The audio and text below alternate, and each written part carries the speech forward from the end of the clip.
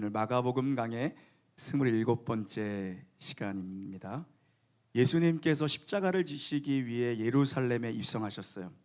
그리고 이틀째가 되는 둘째 날인데요, 이날은 종교인들과 5가지의 주제를 가지고 하루 종일 논쟁을 하는, 종교인들이 예수님을 정말 올무에 빠뜨리고자 논쟁적인 질문을 가지고 예수님을 찾아옵니다. 논쟁의 날입니다.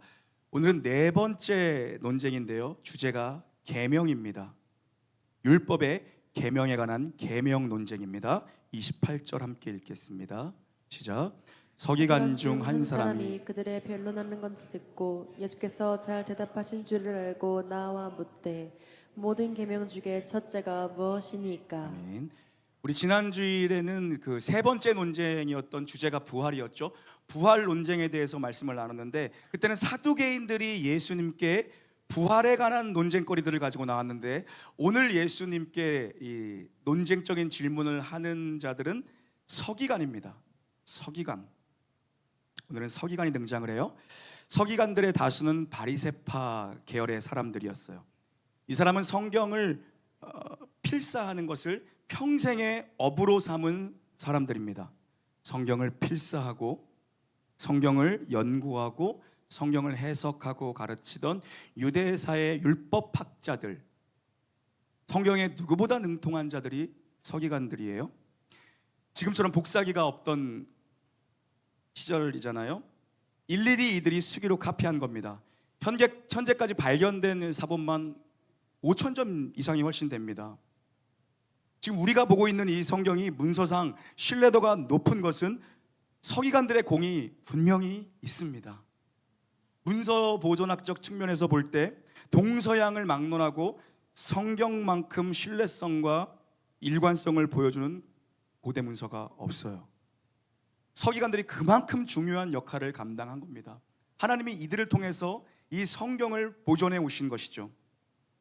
이 사람들이 어느 정도 이 철저하고 이 필사의 진심이었냐 하면요, 하나님이라는 단어가 나올 때마다 가서 몸을 씻고 다시 꿇고 앉아 섰습니다. 색도 검정색 잉크만 사용을 했고요, 한 페이지를 쓸 때마다 이들이 글자의 수를 세고 단어 수를 점검해서 한 획이라도 틀리면 그 페이지를 폐기하고 다시 썼습니다. 철저한 원칙을 고수했습니다. 이들이 서기관들이에요. 이 사람들이 이 정도였으니까 얼마나 성경에 대해서 박식했겠습니까? 그래서 이 사람들은요, 성경의 계명들을 분석하는 것들을 좋아했고 요약하는 일들을 했고, 또 성경, 우리가 모세오경의 율법의 조항들을 읽다가 보면은 미세한 차이들이 있고 중복되는 계명들이 있지 않습니까? 이것들을 쭉 나열하고 이런 일들을 했습니다.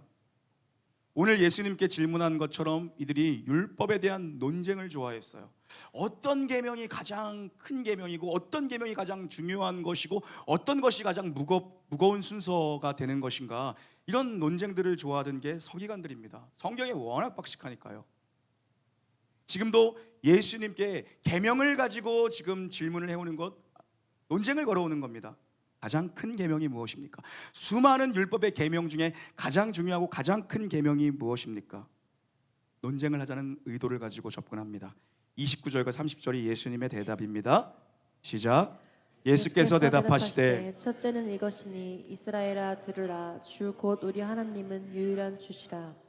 내 마음을 다하고 목숨을 다하고 뜻을 다하고 힘을 다하여 주 너의 하나님을 사랑하라 하신 것이요. 아멘. 들으라. 쉐마죠.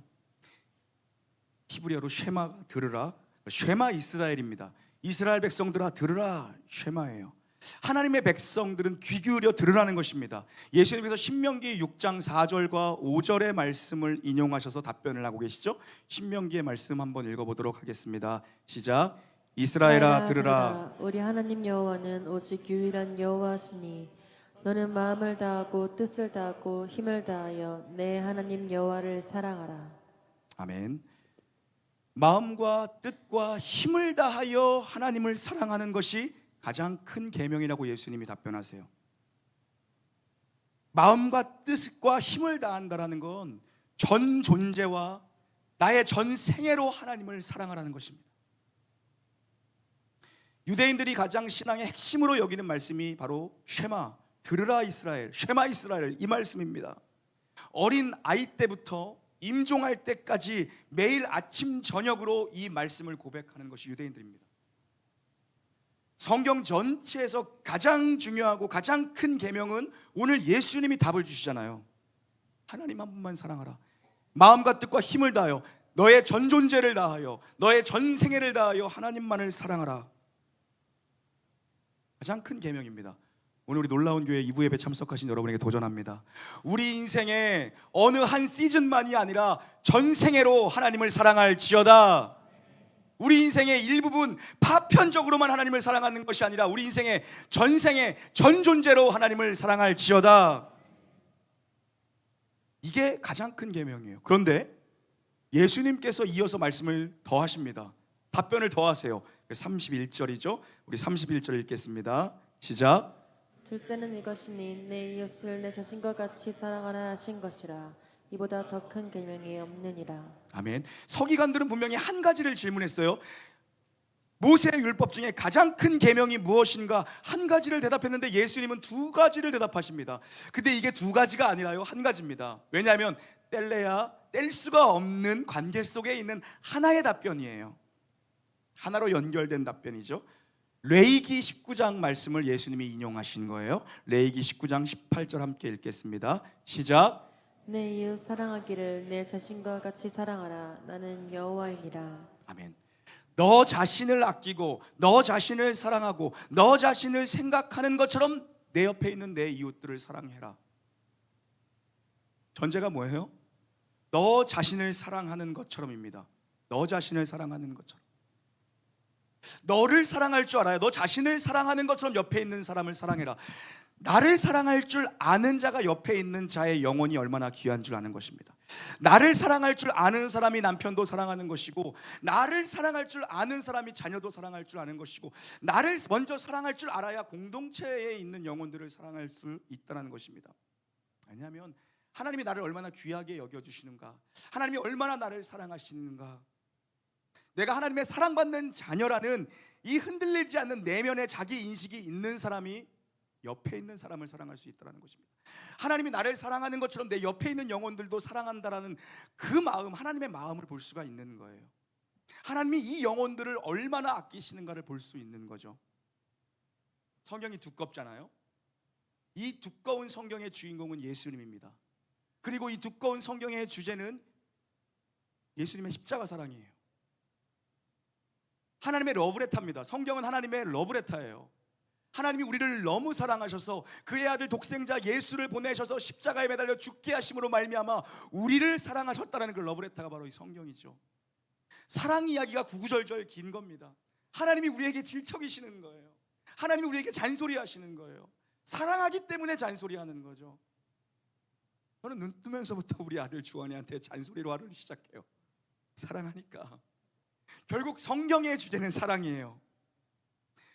하나님의 사랑을 경험한 사랑은 이런 나를 사랑해 주신 하나님을 사랑할 뿐 아니라 하나님의 사랑을 받는 나 자신을 사랑할 줄 알게 되는 것이고, 결국 하나님이 소중히 여기는 사람들, 그 영혼들을 사랑할 수 있는 자가 되는 것입니다. 결국 신앙은 하나님을 사랑하고 자신의 인생을 사랑할 줄 알고 내 옆에 있는 자들을 사랑할 수 있는 줄 아는 것이 사실 신앙의 전부라고 해도 과언이 아닙니다. 위로는 하나님 사랑, 그리고 나를 사랑해야 됩니다. 여러분 모두가 여러분의 인생과 여러분의 삶을 사랑하게 될 줄 믿습니다. 내가 나를 존귀하게 여기지 않는데 어떻게 남이 나를 존귀하게 여기길 바랍니까? 하나님을 사랑할 줄 알고 위로, 나를 사랑하고 그리고 옆에 있는 자들을 사랑하는 것이 신앙의 전부예요. 저는 성경에서 이런 중심의, 이런 내면의 중심을 가지고 살았던 한 인물을 좀 오늘 소개하고 싶은데요, 그 사람의 이름은 바로 하나님 마음에 합했던 다윗이라는 인물입니다. 저는 다윗을 성경의 인물 중에 가장 좋아하는데 다윗입니다. 왜 다윗인가? 왜 하나님은 어린 다윗을, 빈들에서 양을 치던 다윗, 빈들에서 하나님을 노래하던 그 다윗을 내 마음에 합한 자라고 하나님은 찜해 두셨던 것인가? 왜 하나님은 사사시대 400년 동안 완전히 엉망이 되어버린 이스라엘의 영적 재건을 이루시는데 하나님은 다윗을 선택하셨는가? 다윗은 하나님을 전심으로 사랑했던 예배자입니다. 하나님을 전심으로 사랑했던 예배자예요. 어떤 상황에서도 하나님을 예배하는 것을 포기하지 않았던 게 다윗의 중심이었습니다. 형들이 모두 떠나간 자리, 그 자리에 홀로 남아 빈들에서 양들을 지키며 아무도 없는 빈들에서 혼자 하나님을 찬양했던 것이 바로 빈들의 예배자 다윗이었어요. 그게 어린 예배자 다윗이었어요. 사울에게 쫓겨 광야를 헤매면서도 하나님을 향한 예배의 중심이 흔들리지 않았던 게 다윗입니다. 광야는 보이는 것이 없고 광야는 잡히는 것이 없어요. 근데 거기서 다윗은 하나님을 바라봤고요, 거기서 다윗은 하나님 붙잡았습니다. 광야의 굴에 숨어서 하나님을 숨죽여 노래했던 게 다윗입니다. 다윗이 예배를 포기하지 않았습니다. 그의 인생의 어떤 광야에서도 다윗은 예배를 포기하지 않았어요. 하나님 앞에 감사할 제목이 하나도 없는데 그는 하나님 앞에 노래할 이유가 없는데 그는 감사의 노래를 멈추지 않았던 게 다윗입니다. 오히려 도리어 멈추지 않은 정도가 아니라 다윗의 주옥 같은 고백들은 다 광야에서 이뤄진 고백들입니다. 광야의 노래들입니다. 노래할 이유가 전혀 없는데, 감사할 것이 하나도 없는데 다윗이 고백합니다. 내 영혼이 확정되고 확정되었습니다. 나는 하나님을 노래할 것입니다. 나는 하나님을 찬양할 것입니다. 그는 광야의 예배자 다윗입니다. 그가 통합 이스라엘의 왕이 되죠. 그가 통합 이스라엘의 왕이 되고 가장 먼저 타겟팅한 것은 바로 시온성입니다. 훗날 그것이 다윗성이라고 불리죠. 고대 지명으로는 살렘이라는 곳입니다. 예루살렘이죠. 살렘. 여부스족들이 점령하고 있던 그 땅을 다윗이 타겟팅합니다. 그 시온산, 그곳을 다윗은 하나님의 임재를 상징하는 오벳 에돔에 있는 언약궤를 모셔와 그곳에 다윗성을 세웁니다. 하나님, 저는 세상의 모든 걸 다 가진다 해도 하나님의 임재가 가까이 있지 않으면, 하나님이 나와 함께 하시지 않으면 내 인생은 아무것도 아닙니다. 저는 왕궁의 예배자였어요. 하나님, 나는 이런 백향목궁에 거하는데 하나님은 저런 텐트에 거하는 게, 하나님, 난 그걸 볼 수가 없습니다. 내가 하나님을 위한 성전을 짓고 싶습니다. 주님, 내게 그 일을 맡겨주십시오. 그것이 다윗의 중심이었습니다. 그는 빈들에서도 하나님을 예배했고, 그는 광야에서도 하나님을 예배했고, 왕궁에서도 하나님을 예배하는 이 내면의 중심, 하나님을 향한 내면의 중심이 흔들리지 않았던 사람이죠. 인생의 어떤 시즌에서도 그는 마음과 뜻과 힘을 다해 하나님을 사랑하는 예배자였습니다. 도전합니다. 우리 놀라운 교회 성도님들의 삶에도 어떤 시즌에도 예배를 포기하지 않는 예배자가 될지어다. 어린 시절 빈들에서 홀로 노래하던 그를 하나님은 점치고 드셨어요. 또 하나는요, 다윗은 목자였습니다. 목자였어요. 하나님 앞에 전심을 다해 예배하는 예배자였을 뿐만 아니라 그는 목동이었습니다. 자신의 최악의 상황에서도 그는 사람을 포기하지 않는 자였어요. 우리 2층 우리 청소년 부실이 아둘람 굴인데, 이름이 아둘람은 피난처라는 의미입니다. 피난처. 이스라엘과 블레셋 사이에 버려진 땅이 아둘람이에요. 그런데 이 버려진 땅에 버려진 인생들이 하나둘씩 몰려들기 시작합니다. 사울이 통치하고 있는 이스라엘 가운데에서 더 이상 버틸 수 없는 자들, 환난당한 자들, 버려진 자들, 능욕받는 자들이 아둘람 굴로 모여들기 시작합니다. 지금 다윗의 인생은 장인이었던 사울의 그 추격에 쫓겨가며 날마다 숨죽여 살아야 됐고, 내일을, 미래를 계획할 수 없는 인생을 그가 살고 있었어요. 그런데 그에게로 사람들이 모여들기 시작해요. 자기의 인생도 어찌 될 줄 모르는 다윗이요, 자기에게 모여드는 버려진 인생들을 한 명도 포기하지 않았어요. 아둘람으로 찾아오는 그들을 다 거두어주고 도와줬습니다. 먹이고 입히고 재우고 보호하고 광야의 세월을 지나 헤브론에 입성할 때까지 다윗의 왕권이 세워질 때 그들이 다 장군으로 등극을 하죠. 다윗은 어떻게 이런 목자의 마음을 가질 수 있었던가? 그는 홀로 빈들에서 양을 치던 자입니다. 사자와 곰이 득실되는 곳에서 그는 홀로 양떼를 지키던 자예요. 어린 다윗은 그랬어요. 하나님은 그 모습을 지켜보고 계셨어요. 맹수는 양 한 마리, 양 두 마리 잡아먹고 배가 부르면 더 이상 건드리지 않습니다. 보통의 목자였다면 그래, 양 한 마리 없는 셈 치자, 잡아먹어라, 나머지 99마리 양떼를 지키자. 이미 잡힌 거 어쩔 수 없지 뭐. 아니요. 하나님이 보신 그 마음은, 다윗 목동, 어린 목동 다윗이 하나님이 주목하셨던 그 마음은 뭔가? 끝까지 자기 양떼를 물고 간 곰의 발톱에서, 사자의 입에서 그 양떼를 찾아오더라는 것입니다. 하나님은 빈들에 홀로 남아있던 다윗의, 그 목동 다윗의 그 손과 그 걸음과 그 눈빛과 그 마음의 중심을 하나님 주목하고 계셨던 겁니다. 하나님 그런 사람을 쓰시는 거예요.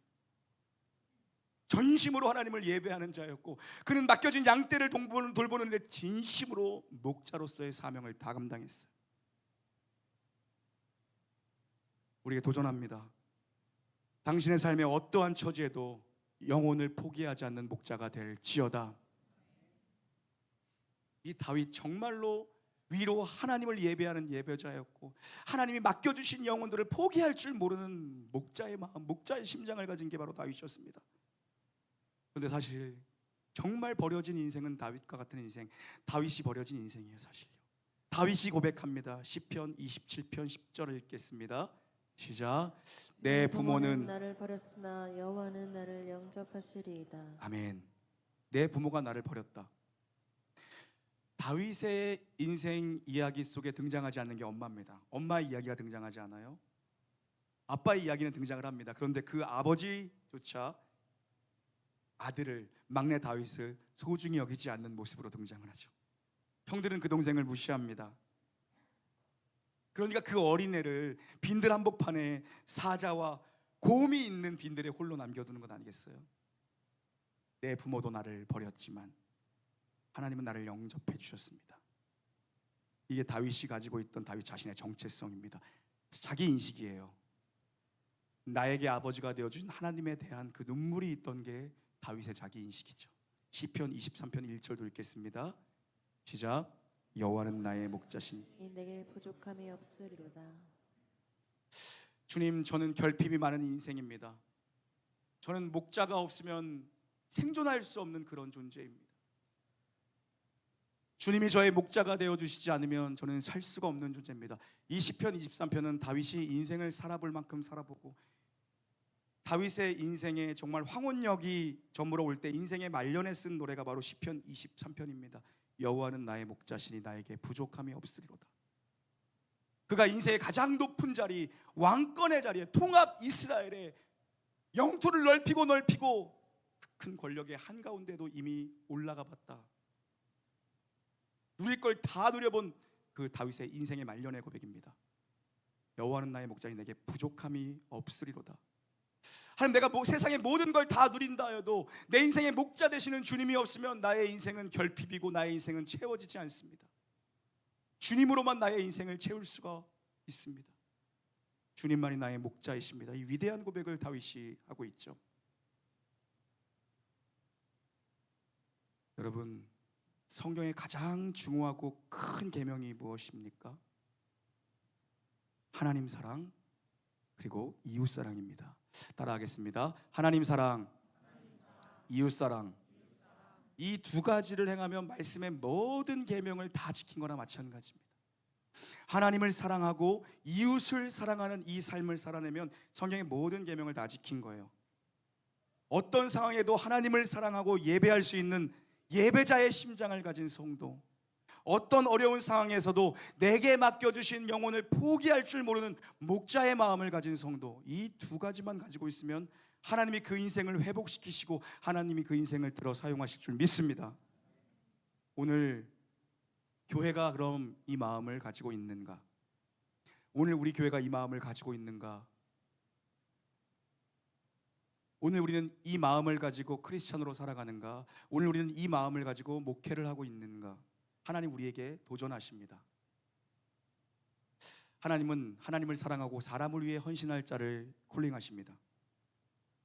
어쩌면 이것이 우리가 이 세상에 존재하는 이유입니다. 하나님을 사랑하고 사람을 사랑하는 삶. 이것이 우리를 이 땅에 존재케 하신 이유의 목적입니다. 왜냐하면 궁극적으로 우리가 천국에 이를 때, 우리가 하나님 나라가 완성된 그 나라에 이를 때에 모든 것은 다 사라질 것입니다. 풀은 마르고 꽃은 시드나 모든 것은 다 사라질 것입니다. 하나가 남는다면 사랑만 남을 것입니다. 유일하게 한 가지가 남는다면 사랑만 남을 것입니다. 우리는 유일한 사랑의 대상이시며 유일한 예배의 주인이신 하나님을 사랑하기에 그분을 예배하고 있을 것입니다. 천국에서는 사랑만 남아요. 마지막으로 32절 34절까지 읽겠습니다. 시작. 서기관이 이르되 선생님이여 올소이다. 하나님은 한 분이시요 그 외에 다른 이가 없다 하신 말씀이 참이니이다. 또 마음을 다하고 지혜를 다하고 힘을 다하여 하나님을 사랑하는 것과 또 이웃을 자기 자신과 같이 사랑하는 것이 전체로 드리는 모든 번제물과 기타 제물보다 나으니이다. 예수께서 그같이 있게 대답함을 보시고 이르시되 내가 하나님의 나라에서 멀지 않도다 하시니 그 이유에 감히 묻는 자가 없더라. 아멘. 예수님의 대답을 듣고서 서기관들이 맞습니다. 하나님을 사랑하고 사람을 사랑하는 것이 가장 큰 계명이 맞습니다. 하나님이 원하시는 것은 이 말씀에 우리가 순종하며 사는 것이 맞습니다. 이게 서기관들이 보인 반응이에요. 서기관들은 늘 예수님께 꾸중들었던 부류거든요. 그런데 예수님이 서기관들이 이런 반응을 보이자 예수님이 이들을 칭찬하시면서 말씀하십니다. 내가 하나님 나라에서 멀지 않도다. 내가 천국에서 멀지 않도다. 우리가 지상에서 짧은 인생을 경험하고 우리가 짧은 인생을 살아가면서 고백해야 되는 한 가지, 바로 사랑입니다. 사랑 그 좁은 길, 사랑 그 높은 길, 사랑 그 깊은 길. 사랑을 알면 우리가 천국에 정말 가까이가 있는 백성이에요. 그러나 사랑을 모르면 천국과는 거리가 너무 먼 인생입니다. 이 땅을 살지라도 하나님을 사랑하고 사람을 사랑하고 살면 천국에 가장 가까이 서 있는 것입니다. 사랑할 때 천국이 비로소 보이는 것이고, 사랑할 때 비로소 천국이 임하는 것이고, 사랑할 때 우리는 천국을 보게 되는 것이죠. 하나님 사랑하고 내 곁에 있는 사람을 사랑하며 살기를 주의 이름으로 축복합니다. 우리 옆에 계신 분들 바라보시면서 우리 가족들끼리 많이 앉으셨을 텐데 진심으로 이렇게 한번 고백하고 축복했으면 좋겠습니다. 하나님을 사랑하고 당신을 사랑할 것입니다. 시작. 하나님을 사랑하고 당신을 사랑할 것입니다. 네, 여러분의 그런 형식적인 모습 정말 싫어요. 다시 한번 그런 형식적인 모습 정말 싫어요.